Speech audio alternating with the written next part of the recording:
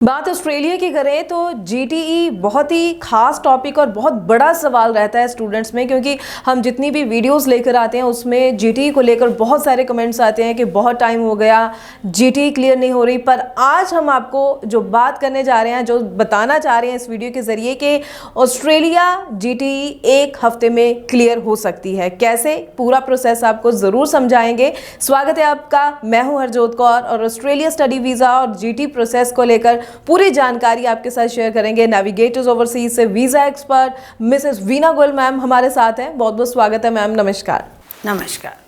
तो मैम, जीटीई जैसे कि मैंने शुरुआत में बात की है, अपने आप में एक बड़ा सवाल स्टूडेंट्स के मन में ज़रूर रहता है कि जीटीई क्लियर होने में आखिर टाइम क्यों ज़्यादा लगता है। और आप जैसे कह रहे हैं कि नेविगेटर्स ओवरसीज़ से जीटीई एक हफ्ते में आप क्लियर करवा सकते हैं, ये कैसा प्रोसेस है? कैसे आप एक हफ्ते में जीटीई क्लियर करवाते हैं?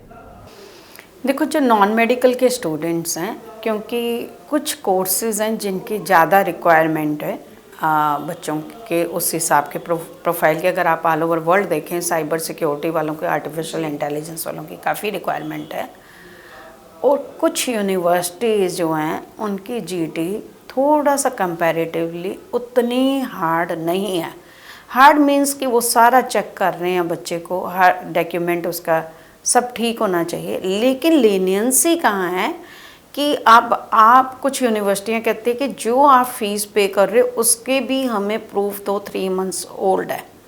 तो वो बच्चा कहता है कि मेरे पास 16 लाख रुपया लिविंग एक्सपेंसिव, 15 लाख रुपये, 450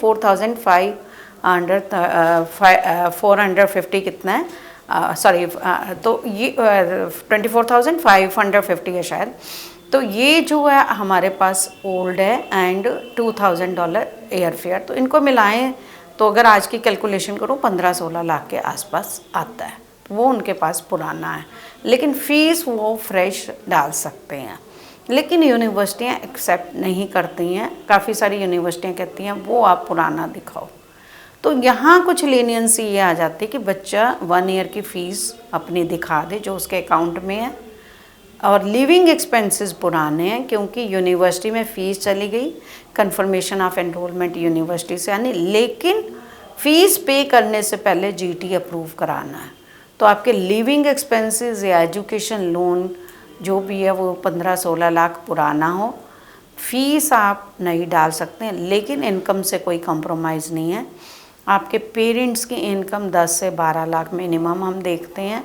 और अगर एक स्पॉन्सर ऐड करना है तो वो दादा या नाना कोई भी आपका हो सकता है, तो 5-7 लाख का आप वो ऐड कर सकते हो। तो आपकी इनकम अच्छी हो जाती है, 15 लाख के अराउंड अगर इनकम हो जाती है और बेटर हो जाता है।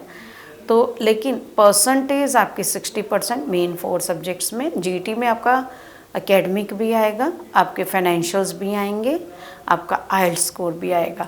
उन सबको मिला के आपकी एक जेन्युइन एंट्री होती है, जेन्युइन टेम्परेरी एंट्री जीटीई जिसको बोला जाता है। अब आपके 60% नॉन मेडिकल के स्टूडेंट के जो है होना चाहिए बेस्ट 4 में, आइल्स 6.5 नॉट लेस देन 6। फंडिंग मैंने आपको बता ही दी है कि 1 ईयर का आपका जो है फीस वो चाहे आपकी अभी जमा हुई हो, डजेंट मैटर, लेकिन लिविंग एक्सपेंसेस आपके ओल्ड होने चाहिए या एजुकेशन लोन के थ्रू आप कर सकते हो। तो ये मिला के कंप्लीट जीटी प्रोसेस हो गया, वो हम आपका क्लियर करवा देते हैं। और आपका जब क्लियर हो जाता है फिर आपको यूनिवर्सिटी फ़ीस पे करने के लिए बोलती है। फ़ीस पे करने के बाद आपके पास सीओई आती है, कन्फर्मेशन ऑफ एनरोलमेंट। उसके बाद आप एम्बेसी में अपनी फ़ाइल लॉन्च कर सकते हैं। फ़ाइल लॉन्च करने के बाद आजकल वीज़ा रिज़ल्ट जल्दी आ रहा है और ये उम्मीद की जा रही है कि जनवरी में वीज़ा बहुत अच्छे देने वाले हैं। जी ठीक है। तो मैम, यहाँ पर एक सवाल मैं ये ज़रूर करना चाहूँगी, जिन स्टूडेंट्स के अक्सर ये सवाल रहते हैं कि बहुत टाइम हो गया, जीटीई क्लियर नहीं हो रही, आखिर वो जीटीई डिले में क्या क्या खास तौर पर रीज़न्स रहते हैं? जैसे मैंने आपको बताया कि यूनिवर्सिटीज़ कहती हैं कि आपने जो फ़ीस जमा करनी उसका भी वो कहाँ से आया, और आजकल तो वो 1 ईयर का भी अगर आपने पुराने फंड्स दिखाए हैं, 1 साल पहले का भी सोर्स मांग रही हैं कुछ यूनिवर्सिटियाँ। तो वो डिले बहुत चल रहा है उस कारण जीटी में, या स्टूडेंट जो पेरेंट्स हैं उनकी इनकम कम है, या कई सारी यूनिवर्सिटियां बुटीक की इनकम नहीं एक्सेप्ट कर रही हैं, या एग्रीकल्चर इनकम नहीं एक्सेप्ट कर रहे हैं। तो हर यूनिवर्सिटी का अपना है। अगर मान लीजिए एग्रीकल्चर अब एज ए कंसल्टेंट हमें पता होना चाहिए कौन सी यूनिवर्सिटी क्या एक्सेप्ट कर रही है। एग्रीकल्चर इनकम के लिए आपकी आईटीआर एक्सेप्ट नहीं हो रही तो आप तहसीलदार से इनकम सर्टिफिकेट भी लेके रखो, क्योंकि आईटीआर में तो आप जितनी मर्जी इनकम डिक्लेयर कर दो, लेकिन उसका प्रूफ है कि नहीं है वो बहुत ज़रूरी हो जाता है। पहले तो वो कहते थे आपके पास आईटीआर होनी चाहिए, लेकिन अब आईटीआर आई तो उनको लगा आईटीआर तो हर कोई 8 लाख 10 लाख भी है, क्योंकि एग्रीकल्चर इनकम में तो टैक्स नहीं है। अब वो कहते हैं तहसीलदार से इनकम प्रूफ लेके दो कि वाकई में आपकी इतनी इनकम है, फिर उसकी आईटीआर आप बनवाओ। तो ये कुछ पेपर्स जो होते हैं वो बहुत ज़रूरी होते हैं। पहले खाली एमएसएमई का वो अगर किसी की इंडस्ट्री दिखाई है एक्सेप्ट कर लेते थे, अब उसके साथ जीएसटी नंबर भी मांग लेते हैं। तो यूनिवर्सिटी टू यूनिवर्सिटी जीटी डिपेंड करती है। तो वो एज ए कंसल्टेंट हमें पता होना चाहिए कि कौन सी यूनिवर्सिटी में जीटी निकल सकती है, किस में जीटी ज़्यादा टफ है।